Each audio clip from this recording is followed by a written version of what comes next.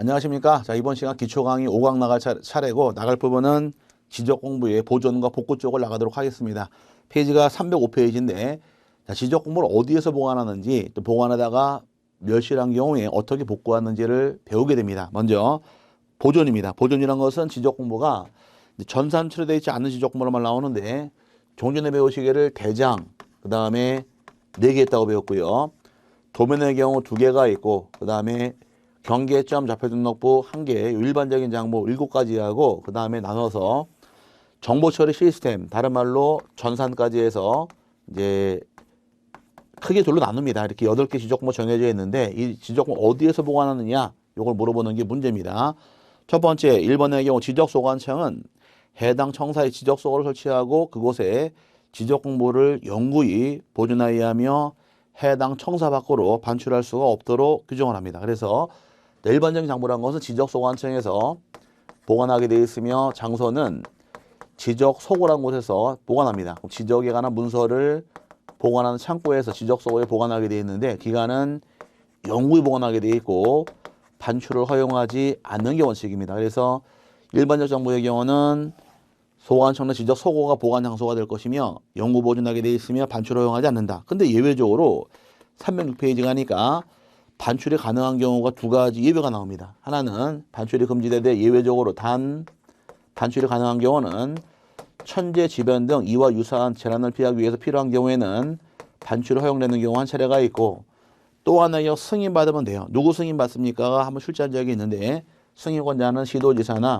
또는 대도시 시장에 승인을 받게 되면 반출할 수 있도록 허용이 됩니다. 그럼 승인받고 반출할 수 있는 것이 반출하는 경우로서 크게 2가지 예외가 인정이 됩니다. 하나는 천재지변 등 사유를 통해 반출이 가능한 경우가 있고 또 하나 승인받으면 돼요. 누구 승인받습니까? 30일의 기출문제인데 시도지사나 대도시시장 승인받고 반출하는 것이 승인권자가 되므로 주의하셔야 돼요. 그 다음에 반면에 전산지적공부, 정보처리 시스템의 경우는 보관하는 주체가 시도지사나 시장, 군수, 구청장이 보관하게 됩니다. 보관하는데 보관 장소 이름이 좀 어려운데 보관 장소는 지적 정보 관리 체계에서 보관하도록 장소가 정해집니다. 그래서 일반적 장부란 것은 지적 소고가 되겠지만 전산의 경우는 지적 정보 관리 체계에서 보관하되 영구히 보관하게 되어 있으며 그 다음에 반출을 허용하지 않는 것이 원칙이 됩니다. 근데 문제가 또 발생이 돼요. 전산 같은 경우는 반출이 아예 안 돼요. 근데 전산이 바이러스 먹어버리면 통째로 다 날아갈 걸 대비해서 복제를 합니다. 이 전산에게 복제 권한이 정해지는데 복제를 누가 하느냐? 멸실 훼손 시 복구하기 위해서 복제를 국토교통부 장관이 복제해서 멸실 시에 복구할 목적으로 복제해 둡니다. 이게 차이점이에요. 그래서 일반적인 장부란 것은 지적 소고가 보관 장소가 되며 지적 소고에 설치가 되어 있고 전산 같은 경우는 보관 장소가 지적 정보 관리 체계에서 보관하고 있으며 시도지사나 시군 구청장이 보관하되 이름이 지적 정보 관리 체계에서 보관하고 있으며 반출은 아예 안 되되 복제는 허용한다는 점 참고하셔야 됩니다. 그래서 여러분 교재에서 전산 지적 공부의 경우는 1번이 보관 장소, 2번이 복제권자에서 2가지 차이가 발생하니까 요 2개 참 잘 나옵니다. 기출문제 보게 되면 나중에 공부하시다 기출문제집이 발간이 되어서 문제 풀어보시게 되면 이런 것들이 쭉 나온다는 점 확인할 수 있으니까 꼭 정리를 하고 넘어가시길 바라고요. 그 다음에 지적공부 복구란 말이 나옵니다. 자, 지적공부를 이렇게 보관하고 있다가 지적공부가 복구한다는 얘기는 지적공부가 멸실되거나 또는 훼손되어서 지적공부가 없을 때 다시 만드는 것을 복구란 말 씁니다. 없을 때 다시 만드는 것을 뭐라고 부른다? 복구란 말 씁니다. 복구란 건 누가 복구하느냐? 복구권자는 지적소관청에서 복구를 하게 됩니다. 지적소관청이 복구하는 것이 기간이고 신청을 받지도 않고 승인도 안 받습니다. 복구는 지적소관청에서 직권으로 복구하는 것이며 신청 승인받지 않으니까 주의하시고 정리하시되 일반적인 장부란 것은 복구 다시 만들어야 돼요. 전산 같은 경우는 복제한 게 있다 보니까 시도지사나 시군 구청장이 복제 파일을 통해서 바로 복구하면 되기 때문에 이 별 문제가 없습니다. 일반적인 장부란 것은 복제 안 해놔요. 그럼 잃어버리고 멸실했을 때 어떻게 복구할 것이냐 과정이 쭉 나오는 겁니다. 복구할 때는 먼저 자료가 조사가 됩니다. 토지 표시 복구 자료가 있고 그 다음에 토지 표시하고 소유권에 관한 자료 둘로 세분을 합니다. 토지 표시 복구 자료라는 것은 7개가 존재해 법에 7가지를 중심으로 복구하게 되어 있고 소유권에 관한 자료 2개가 존재합니다. 토지 표시라는 것은 먼저 지적공부의 등본, 지적공부의 등본을 통해서 복구할 수도 있고 그 다음에 두 번째는 측량 결과를 통해서 복구할 때 자료로 활용할 수도 있고 세 번째가 토지이동 정리 결의서, 토지이동 정리 결의를 통해서 복구할 때 자료로 활용할 수 있으며 그 다음에 부동산 등기부 등본 등 등기부도 복구할 때 활용이 됩니다. 토지 표시 확인이 가능하니까. 그 다음에 5번째는 지적소관청에서 작성하거나 발행한 서류를 통해서도 토지 표시 복구자를 활용할 수 있도록 규정을 하고 6번째의 경우는 복제된 지적공부도 복구할 때 자료로 활용할 수가 있고요. 그 다음에 마지막 7번째의 경우는 법원으로부터 발급받은 확정 판결서를 통해서도 복구할 때 활용할 수 있도록 정해집니다. 그럼 토지 표시 복구 자료라는 것이 7개가 정해져 있고 소유권에 관한 자료 2개가 존재합니다. 소유권에 관한 자료는 부동산 등기부나 법원의 확정 판결을 통해서 복구할 때 자료로 활용하는 것이 내용이 됩니다.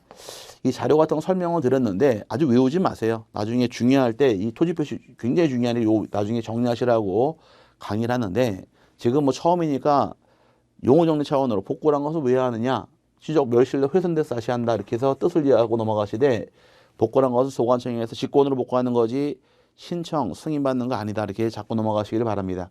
소유권에 관한 자료 2개가 있으니까 여러분 교재에서 지적소관청 밑에 이제 복구 절차상 복구 자료란 말이 나옵니다. 지적공부 등본, 측량 결과도, 토지이동 정리 결의서, 부동산 등기부 등본 등 등기사실 증명 서류, 지적소관청이 작성하거나 발행한 지적공부 등록 내용을 증명하는 서류, 복제된 지적 파일, 그 다음에 법원 확정 판결서 정보부터 사본까지 해서 7개가 정해져 있는데 소유권에 관한 자료 2개밖에 없어요. 부동산 등기부하고 법원 확정 판결서 이외에는 복구할 수 없게 되어 있으니까 2개 비교해서 3번 하시되 복구할 때는 이런 자료 전부 다 조사를 합니다.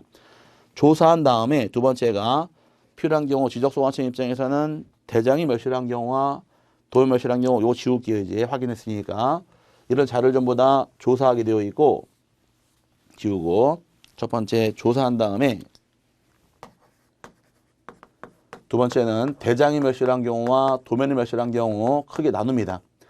대장이 멸실한 경우는 이때 복구 자료 조사서가 작성이 되어서 자료 조사서가 작성이 되는 것이고 도면일 경우는 조사도가 됩니다. 그래서 조사서, 조사도가 각각 작성되는 것이 작성하는 경우이고 세 번째는 복구 측량하는 경우 발생합니다. 복구 측량한다는 얘기는 반드시 측량하는 것은 아니고 복구하려 측량하는 것은 토지 표시 자료가 처음부터 존재하지 않는다거나 자료가 없다거나 또는 면적을 조사한 결과 허용 오차를 초과할 당시 오차를 초과한다는 얘기는 오차 초과한다는 얘기는 면적이 불일치한다는 얘기입니다. 그래서 자료가 없다거나 오차가 초과가 될 경우에 측량을 하는 것이 과정이고 측량을 통해서 이제 얻어진 결과 경계 면적 등을 조정할 수 있게 됩니다. 경계 면적을 측량 결과에 따라 조정이 가능한데 조정할 당시에는 필히 토지 소유자와 그 다음에 이해관계인에게 동의를 받아야 돼요. 동의받고 조정하는 것이 과정상의 차이점이고 그 다음에 토지 표시 결정 끝나게 되면 이때 5번째로 이렇게 복구하겠다고서 사전에 게시할 의무가 따라 나옵니다. 복구할 것을 사전에 미리 시군구 게시판에 또 인터넷 홈페이지에다가 15일 이상을 게시를 하게 됩니다. 15일 이상 게시를 했을 때 이 게시 기간이 바로 이의인청 기간이 되면서 불만 있는 자들은 이 게시 기간 안에 지적소관청으로 이의인청을 해서 이의를 해결해 준 다음에 다시 복구하는 것이 과정이 됩니다. 근데 복구라는 것은 이렇게 쭉 흘러가는 과정이 있는데 조금만 이해하시면 돼요. 복구라는 것은 지적공부가 멸실되고 훼손돼서 없을 때 만든다. 그럼 어떻게 해야 될까? 옛날 사람도 조사하라는 얘기입니다. 조사하고 조사했으면 조사서와 조사도가 작성되는 것이며 자료가 없대요. 또 면적이 맞지 않습니다. 이때는 측량을 다시 하는 거예요. 측량을 해서 경계 면적을 조정할 수가 있는데 조정 시 어떻게 조정하느냐? 동의 받고 조정하는 것이 과정이고 또 이렇게 복구하겠다고 사전에 게시할 의무하고 그 다음에 이의인청 받아주고 복구하더라. 이 순서만 좀 기억하시면은 충분히 여기도 문제 맞출 수 있고 이 부분도 출제를 굉장히 잘하기 때문에 복구라는 것이 어떤 과정을 통해서 복구가 되는가 그 과정을 잘 이해를 하셔야 되고 주체가 누구인가까지 파악하시면 됩니다. 지금 처음이니까 처음 공부할 당시에는 복구란 것이 언제 왜 하는지만 좀 세분하고 넘어가시면 됩니다. 자, 그 다음에 지적 공부의 공개란 말이 나와요. 공개란 것은 우리가 토지대장이나 임야대장 이런 것들에 대해서 등본교부나 열람을 신청할 수가 있게 됩니다. 어떻게 신청할 것이냐 문제인데 원칙은 첫 번째 1번 같은 일반적인 정보들은 지적소관청이 보관하고 있으니까 지적소관청에 가서 등본교부나 열람 신청할 수가 있게 됩니다. 근데 정보처리 시스템, 전산 같은 경우는 다 온라인화가 다 돼 있으니까 꼭 지적소관청 안 가도 상관없습니다. 그래서 밑에 정보처리 시스템을 통하여 기록 전환하는 지적공부는 특별자치시장, 시장, 군수구청장이나 읍면, 동의, 장에게도 신청이 가능하니까 이제 정보처리 시스템의 경우는 지적소관청도 가능하고 읍면, 동장까지도 허용하기 때문에 필요한 대로 가서 등본 교부도 할 수 있고 열람도 얼마든지 신청할 수가 있게 됩니다. 이 공개 그러면 두 가지예요. 열람 그다음에 등본 교부 두 가지로 이해하시면 됩니다. 그다음 넘어가서요. 그다음에 지적 전산자료 이용이란 말이 나옵니다. 자, 전산자료 이용 뜻이 무엇이냐? 요것도 본 다음에 세분하겠습니다. 자, 전산자료 이용이란 것은 뜻이 우리가 이제 개발 사업을 시행합니다. 우리 강의실을 이제 전체를 여러분 살고 계신 동네를 개발 사업을 해요. 개발 사업을 하는데 이 환지 방식이든 수용 방식이든 개발을 위해서는 토지 소유자의 보상이 나가야 됩니다. 그래서 이 많은 토지에 대해서 토지 소유자별로 지목이나 면적 등을 다 확인하기 위해서 대장을 한 통 한 통 떼는 게 합리적일까? 아니면은 다 전산 처리되어 있다 보니까 필요한 사항 전산 남아와서 내가 필요한 대로 뽑아 쓰는 게 편할까? 후자가 더 편하겠죠. 그럼 전산 자료를 원하면 이용할 수 있도록 절차를 만들어 줍니다. 전산 자료 이용 시의 경우는 개인의 성명, 주소 등이 포함되어 있다 보니까 절차상 두 가지 거쳐야 됩니다. 먼저 심사받는 것이 과정상 절차가 되는 것이고 심사 후에는 신청을 통해서 이용하게 됩니다. 이 두 가지 절차를 통해 이용하는 것이 기본 개념이어서 전산자료 이용 시의 경우는 어떻게 이용하느냐 심사 후 신청하셔라. 이 절차를 통해서 이용을 합니다. 근데 심사권자가 누구입니까? 여기 한번 기출문제에 출제한 적이 있는데 심사권자의 경우는 관계 중앙 행정기관이 심사합니다. 관계 중앙행정기관은 각 부처를 얘기하는 거예요. 각 부처에서 심사한 다음에 심사증 갖고 신청하러 옵니다. 신청이란 것은 이용 단위별로 전국 단위 이용할 때가 있고 그 다음에 시, 도 단위 이용할 때가 있고 시, 군구 단위 이용할 당시에 신청을 달리합니다. 시, 군구 단위 이용할 당시에는 지적소관청에 가서 신청하면 되는 것이고 그 다음에 시, 도의 경우 시도지사나 또는 지적소관청에 가서 이용 신청하면 이용할 수가 있고요. 전국 단위의 경우는 국토교통부 장관, 그 다음에 시도지사 또는 지적소관청에 가서 신청을 또 이용할 수 있도록 이렇게 신청권자 달라집니다. 하나씩 올라가는 거예요.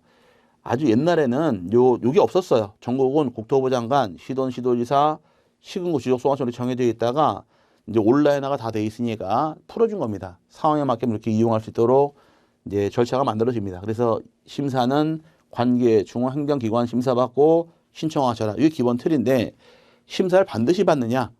그렇지 않은 경우가 있습니다. 교재에서 이제 다만 두 번째 줄이죠. 끝부분에 위에 중앙행정기관장, 소속기관장이나 또는 지방자치단체장이 신청하는 경우에는 그러하지 아니하다. 심사를 면제해 주는 경우가 두 명 있습니다. 심사 면제의 경우는 중앙행정기관장, 심사 자기가 안 받을 필요 없겠네요.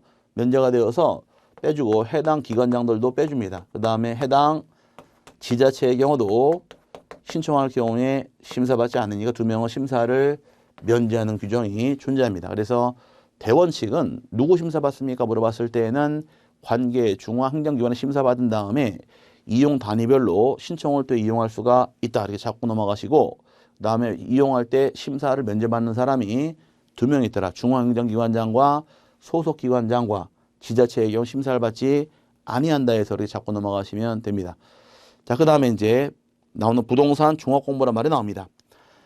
자, 부동산 종합공부란 것은 이제 우리나라가 2014년부터 토지와 건물에 관계되어 있는 모든 사항을 담고 있는 장부를 부동산 종합공부라고 불러요. 그래서 자, 부동산 종합공부에 대해서 이제 정리를 할 텐데 교재 보니까 지적소관청은 부동산의 효율적인 이용과 부동산과 관련된 정보의 종합적 관리 운영을 위하여 부동산 종합공부를 관리 운영한다 나옵니다. 그럼 이 부동산 종합공부의 경우 작성 관리권자가 누구냐 물어봅니다.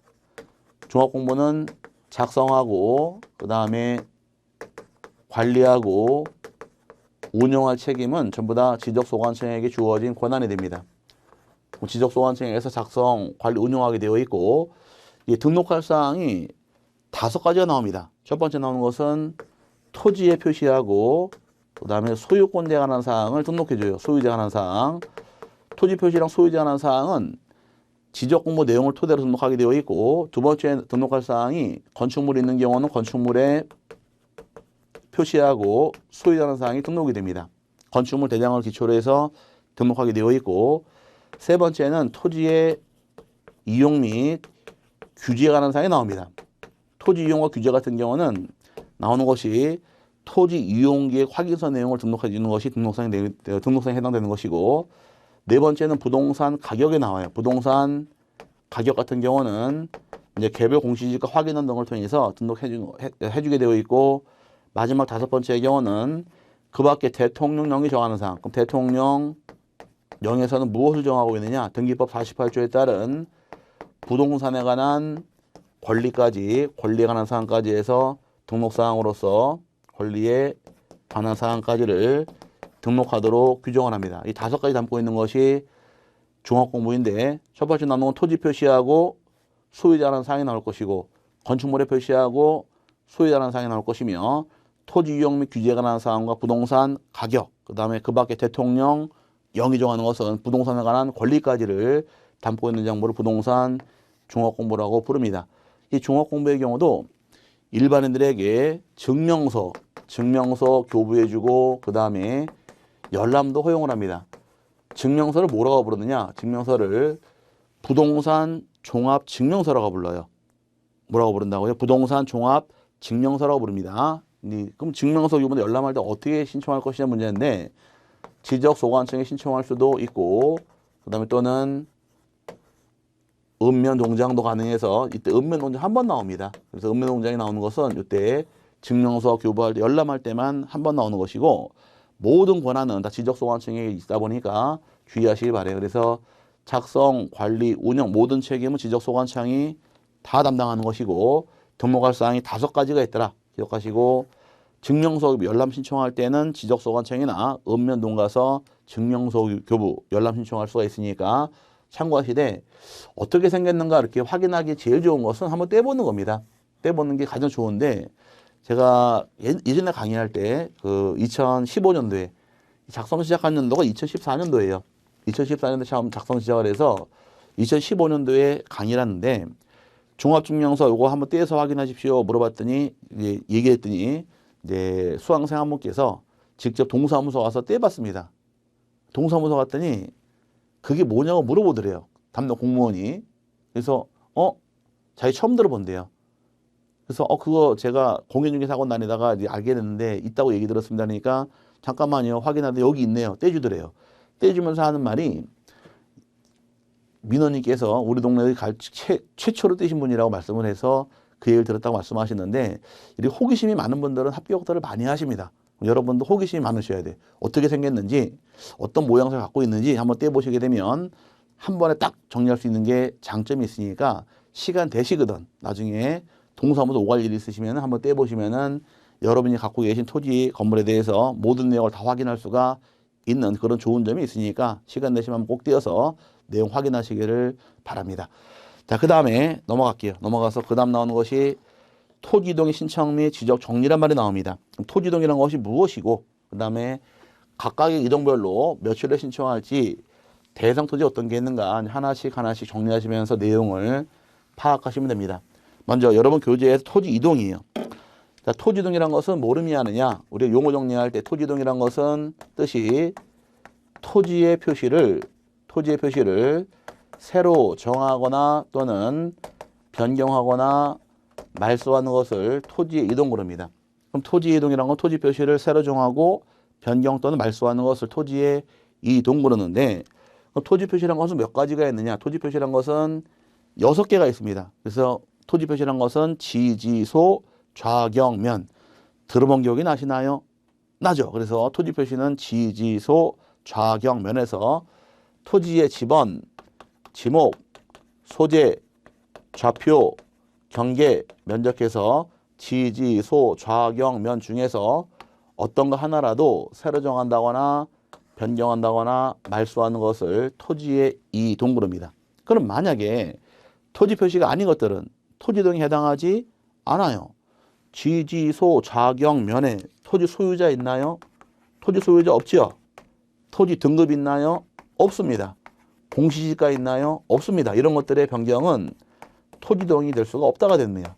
토지동이 되기 위해서는 6개만 대상으로 토지동을 정의를 하기 때문에 요건 꼭 외워놓으셔야 되는 거예요. 그래서 교재 밑에 보니까 의 밑에 토지동이 아닌 것에서 소유자의 변경, 소유자 주소 변경, 공시지가 변경, 토지 등급 변경 이런 것들은 토지동에 해당하지 않습니다. 왜 안 될까? 토지 표시가 아니기 때문에 안 되는 거예요. 그래서 토지동이라는 것은 토지 표시에서 지지소 좌경면 중에서 어떤 거 하나라도 새로 정한다거나 변경하거나 말소하는 것을 토지의 이동이라고 부르니까 용어 정리 잘 하시길 바랍니다. 그 중에 하나가 바로 신규 등록이라는 말이 나와요.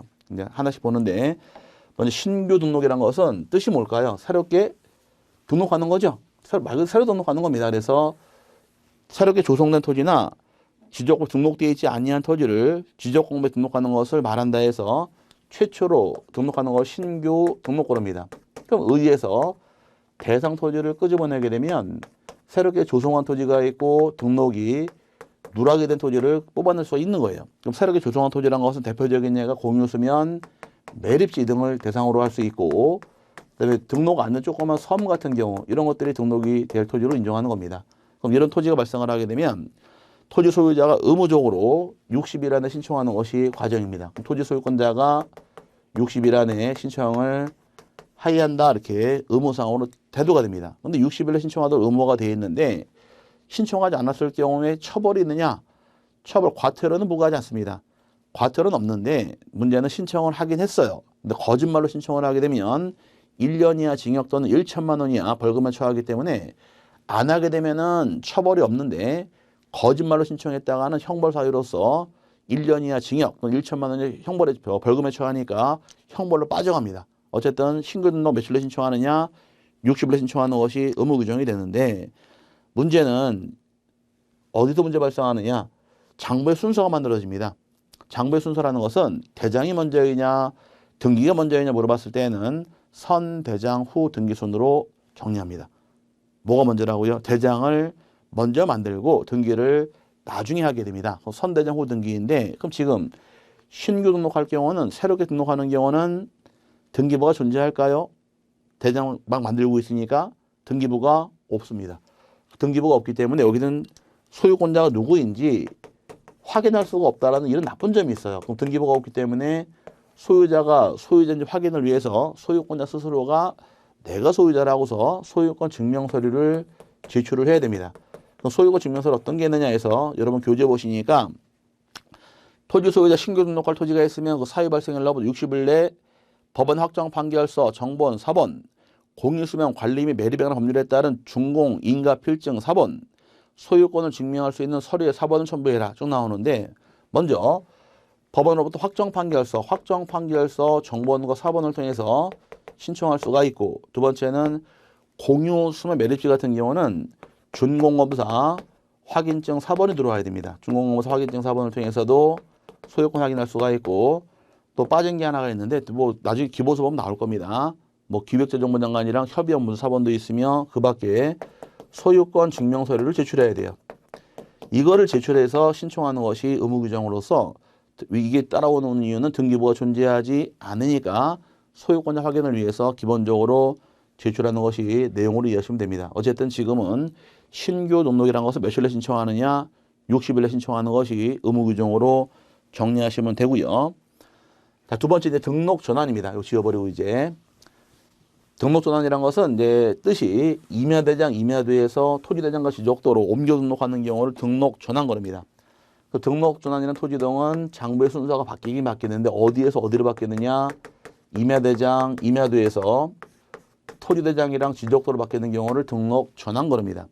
등록 전환이란 것은 순서를 기억하셔야 돼요. 토지로 바뀌는 경우를 등록 전환 거릅니다. 그럼 대상 토지란 것은 법에 4개가 나옵니다. 첫 번째 나온 것이 산지관리법을 통해서 산지 전용 허가나 신고, 산지 일시 사용 허가 신고 등을 받은 경우가 있고, 건축법상 건축 허가나 신고된 토지도 있으며, 그 다음에 그 밖에 관계법령을 통해서 개발행 허가 등을 받은 경우에 대상 토지로서 인정하겠다. 첫 번째 토지가 나옵니다. 두 번째는 대부분의 토지가 등록 전환되어서 나머지 토지를 계속해서 임야도에 존치하는 것이 불합리한 경우, 뭐 나중에 조금 남은 토지를 임야도에 존치하는 것이 불합리할 당시에는 이때도 등록 전환 대상으로 인정하겠다. 두 번째 토지이며, 세 번째의 경우는 이제 임야도에 등록한 토지가 사실상 형질 변경되었지만 실제로는 형질 변경이 생겼지만 법에 따라서 지목을 변경할 수 없는 경우에도 지목을 변경하지 않은 채로도 가능한 경우가 발생이 되고요. 그 다음에 마지막으로 도시, 군 관리 계획서 내에서 분할하는 경우도 가능하다 해서 이 4가지 대상이 정해집니다. 이 대상이 있을 경우에 등록 전환 역시 마찬가지로 309페이지 가니까 토지 소유자가 60일 안에 신청하도록 의무화가 됩니다. 60일에 신청을 하시는 게 의무 규정인데, 그럼 가만히 보니까 신규 등록하는 경우도 신청 의무 기간이 60일, 등록 전환도 신청 의무 기간이 60일로 정해지므로 60일에 신청을 하도록 의무화가 됩니다. 그 다음에 세 번째 볼 것이 분할이에요. 분할이라는 것은 뜻이 하나의 필지를 2필지 이상으로 나누어 등록하는 경우를 분할 그럽니다. 분할하는 경우는 대상 토지가 이제 교재에 3개 남아 있죠. 3개. 그래서 소유권 이전과 매매 등이 필요한 경우가 있고, 그 다음에 토지 이용에서 불합리한 경계 시정하는 경우도 있고, 그 다음에 토지 소유자가 지적법에 등록된 1필지 일부가 형질 변경 등으로 용도가 변경된 경우도 발생합니다. 3개가 나와서 실제로 4개가 있어요. 하늘에서 정리해드리게 되면 대상 토지라는 것은 법에 4개가 정해지는데 거꾸로 갑니다. 거꾸로. 세 번째 나온 것이 1필지 일부의 형질 변경으로 용도가 달라지는 경우 한 차례가 있고, 그 다음에 두 번째는 소유권 이전이나 또는 매매 등을 위해 필요한 경우도 분할 신청할 수가 있으며 지상 경계를 시정하기 위해 분할하는 경우도 있어요. 여기다가 또 개발행위 허가받을 당시에 토지 분할이 포함이 된 경우까지 해서 법에는 이 4가지가 규정이 됩니다. 이 4가지 대상이 있을 경우에 공부하실 논점은 2군데가 논점이 발생합니다. 그럼 분할은 신청 의무가 있느냐? 첫 번째 1필지 일부 형질 변경으로 용도가 다르게 되어서 분할할 때 이때만큼만은 첫 번째 것은 요건 60일 안에 분할 신청을 하여한다. 의무 규정으로서 정해집니다. 의무 규정이에요. 요거 하나. 근데 나머지 3가지의 경우는 신청할 의무가 없습니다. 분할 신청할 수 있도록 재량상으로 빠져버리지 의무사항이 아니라는 것이에요. 그럼 분할할 경우는 대상이 법에 4개가 실려 있는데 하나만 의무사항이고 3가지 의무사항이 아니어서 의무사항 요걸 잘 기억하시면 됩니다. 그래서 교재에서 3번이 자, 토지 소유자는 지적공부에 등록된 1필지 일부가 형질 변경 등으로 용도가 변경된 경우에는 대통령령으로 정하는 바에 따라 용도가 변경한 날로부터 60일 안에 지적소관청에 토지 분할을 신청해야 한다. 요거 하나 의무 규정이에요. 이거 하나만 신청 의무가 부여가 되고 나머지 의무사항이 아니니까 조심하시길 바랍니다. 근데 여기 첫 번째 논점이고 또 하나 논점이라는 것은 2020년에 개정이 되어서 개발행 허가받을 분할이 포함된 경우는 이때 어떻게 할 것이냐, 허가를 먼저 받을 것이냐, 분할을 먼저 할 것이냐, 요 순서를 대통령령에서 정해줍니다. 이때는 허가를 먼저 받고 분할을 나중에 하도록 순서가 정해져서 이런 경우에 논점 2가지만 파악하시면 돼요. 그래서 첫 번째 분할이라는 것은 신청 의무가 있는 것이 다가 있는 게 아니라 1필지 일부의 형질 변경으로 용도가 변경이 되었을 때 용도가 변경한 날로부터 시작해서 60일 안에 분할 신청을 해야 한다. 이거 하나 의무 규정이고 나머지 의무사항이 아닌데 하나 또 참고할 것이 개발행위 허가받을 때 분할이 포함되어 있더라. 이때는 허가를 먼저 받고 분할을 나중에 하는 것이 순서로 기억을 하시고 넘어가시길 바랍니다. 자, 그 다음에 4번째가 합병이에요. 합병이란 것은 토지동사유 중에서 2필지 이상은 하나의 필지를 합치는 것을 합병거릅니다. 합병이란 것은 측량을 할 필요가 없어요. 측량하지 않고 합병할 수 있는지 요건을 따져본 다음에 합병해 주겠다 요건인데 합병이란 것은 신청 의무가 있느냐? 토지합병 같은 경우 원칙은 신청 의무가 없습니다. 신청 의무가 없고 예외적으로 합병 신청할 수 있는 토지가 2개가 만들어집니다. 처음 나온 여러분 교재 보니까 원칙은 필요에 따라 신청하는 때 이거 의무사항이 아니라는 얘기입니다. 너 내 땅 내가 합병하고 싶어요. 의무사항이 아닌데 예외적으로 의무가 있는 것은 2개가 나옵니다. 주택법상 공동주택부지, 공동주택부지의 경우는 의무적으로 합병 신청하는 것이 의무 규정이고 밑에 도로, 제방, 하천, 국어, 유지, 공장용지, 학교용지, 철도용지, 수도용지, 공원, 체육용지에서 지목이 총 11개가 만들어집니다. 이런 토지의 용도가 전부 다 공공용 토지예요. 공공용 토지로 지목이 총 11개가 정해집니다. 11개의 경우는 뭐 도로가 있고 하천이 있고 제방, 국어에서 11개 지목이 만들어지는데 이 2가지 속하게 되면은 60이라는 합병 신청을 해야 한다 의무 규정이에요. 의무 규정인데 합병 같은 경우는 측량할 필요가 있느냐? 측량하지 않습니다. 측량하지 않는데 문제는 합병을 통해서 경계 어떻게 정할 것이냐? 그 다음에 좌표 정하는 방법이 있고 면적 정하는 방법이 만들어집니다. 여기 외울 게 아니라 이해만 하시면 돼요. 자, 필지 2필지가 존재한다. 이쪽에 5번 땅, 6번 땅이 있을 경우에 합병을 합니다. 합병을 하게 되면 5번 땅 경계가 있었고 6번 땅 경계가 있는데 합병 시에는 집원은 선순위 집원, 빠른 집원 씁니다. 그럼 집원은 5번 될 것이고 합병을 통해서 필요 없게 되면 가운데 경계는 말소가 들어갑니다. 경계는 말소하게 되어 있고 좌표도 합병하기 전에는 좌표가 1개, 2개, 3개, 4개, 1개, 2개, 3개, 4개씩 있다가 합병하게 되면 가운데 좌표도 필요 없게 된 것을 말소하면 되니까 합병을 통해 필요 없게 된 좌표도 말소가 들어갑니다. 면적은 100평 더하기 100평 하게 되면 얼마가 될까요?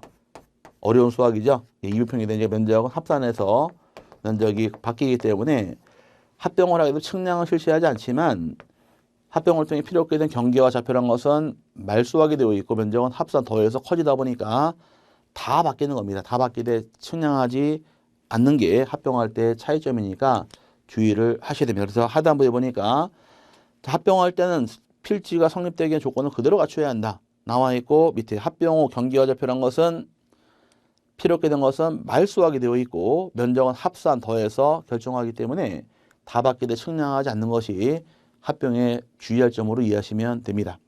자, 그 다음 넘어가게 되면 310페이지에 이제 지목 변경이 나옵니다. 자, 지목 변경이라는 것은 이제 지적 공부에 등록된 지목을 다른 지목으로 바꿔 등록하는 걸 지목 변경 그러는데 지목을 변경한다는 얘기는 다른 건 아무것도 안 바뀝니다. 집원도 안 바뀌고 면적, 경계, 좌표 아무것도 안 바뀌되 지목 하나만 바뀌는 것을 지목 변경이라고 부릅니다. 대상 토지라고 칭하는 것은 크게 3개가 나와요. 첫 번째 보게 되면 여러분 교재에서 국토의 계획 및 이용에 관한 법률 등 관계법령에 따른 토지의 형질 변경 등의 공사가 준공된 경우, 그럼 토지의 형질 변경 등 공사가 준공이 된 경우에 지목을 바꿀 수가 있더라. 쉽게 얘기해서 전이란 땅에서 집을 짓게 되면 대로 바뀌는 경우로 이해하시면 될 것이고 두 번째는 토지나 건축물의 용도가 바뀌는 경우, 토지나 또는 건축물의 용도가 변경이 생기는 경우에도 네, 지목이 바뀝니다. 토지나 건축물 용도가 바뀐다는 얘기는 어떤 게 있을까? 바뀌는 경우 시골에 있는 폐교된 학교 같은 경우 이해하시면 됩니다. 학교가 존재하던 학교가 폐교가 됐어요. 학교가 폐교가 되면서 일반인들한테 임대를 주게 되면 일반인이 이 학교를 야영장으로 조성해서 운영하더라. 그럼 종전까지는 학교용지였었지만 야영장이 돼버리게 되면 유원지로 바뀌어버리니까 우리 지목이 바뀌는 경우도 존재하므로 토지이든 건축물이든 용도가 바뀌는 경우도 지목 변경이 가능하다는 점 참고하시고요. 세 번째의 경우는 이제 나오는 것이 도시개발 사업들 원활한 사업 추진을 위해서 공사 준공 전에 사업 시행자가 토지 합병을 미리 신청을 하게 되면 합병을 위해서 지목을 바꿔줍니다. 합병한다는 얘기는 지목이 같아야 될까 달라야 될까? 지목이 똑같아야 돼요.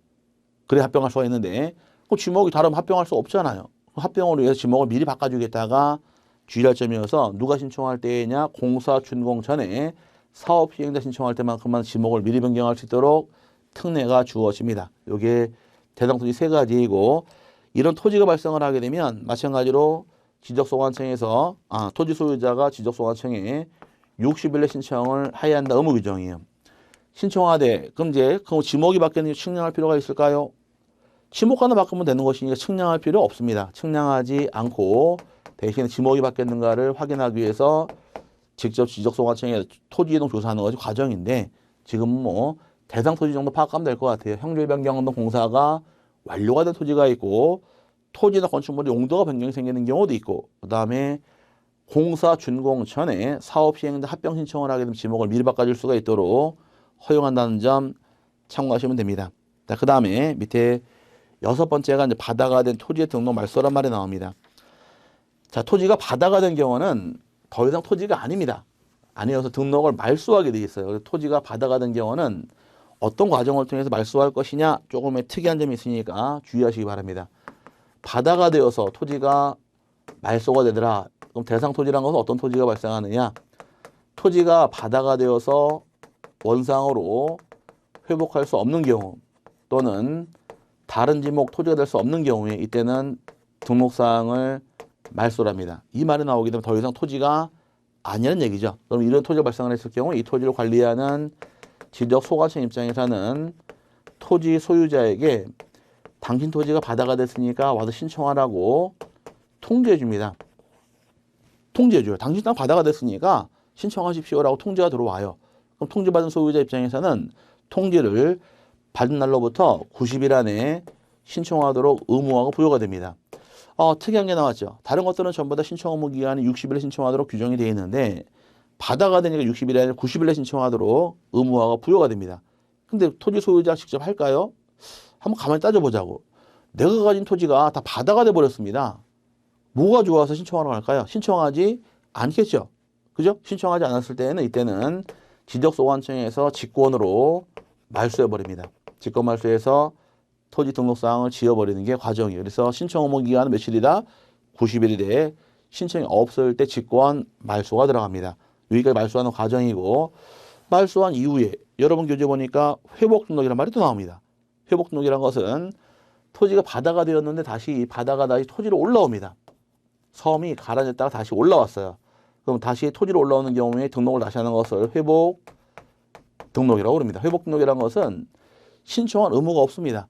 신청하지 않고 지적소관청에서 회복 등록해 주는데 지적소관청 입장에서는 말소 당시의 자료를 통해서 회복을 한다거나 또는 측량을 통해서 측량 성과도 내용대로 회복하는 것이 과정이고 그 다음에 신청할 의무가 부여되지 않으니까 주의하셔야 됩니다. 그럼 신청할 의무라는 것은 말소할 때만 90일이고 회복 등록이라는 건 신청 의무가 없으니까 주의하시며 직권 말소한다거나 또 회복하는 경우 이때는 이 결과를 나중에 토지 소유자하고 공유수면 관리청으로 말소한 사실, 회복한 사실을 통지해 주면서 모든 것이 끝나는 것이 일련의 과정이 됩니다.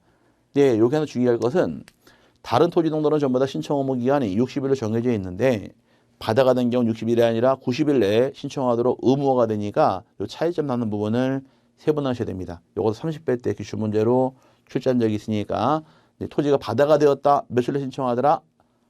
90일 딱 잡고 넘어가시길 바랍니다.